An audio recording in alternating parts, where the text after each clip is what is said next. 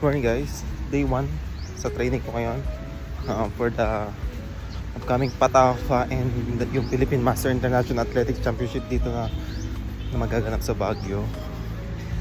And sa tingin ko meron na lang akong I think 4 weeks to prepare sa week 7 ng schedule A ng Patafa.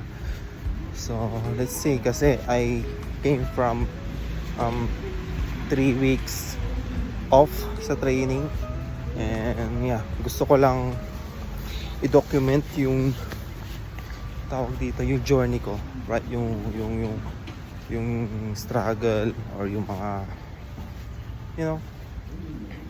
kasi dito sa Baguio bumabagyo, and we don't have wala kaming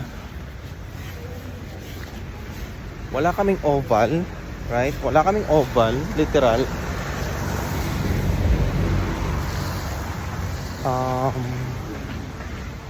Sa La Trinidad, sa Wangal, pwede kami doon, pero dalawang biyahe yon. So it took us mga 1 hour yung biyahe,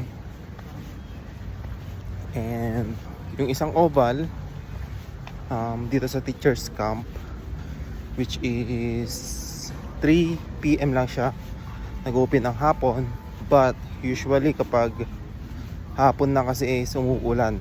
So as much as possible ang target namin makapag-training na ng morning, regardless the weather, so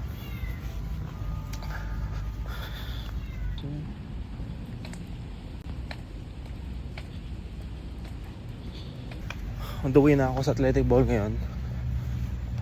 So ang theme namin ngayon is acceleration and power. So let's see kung paano namin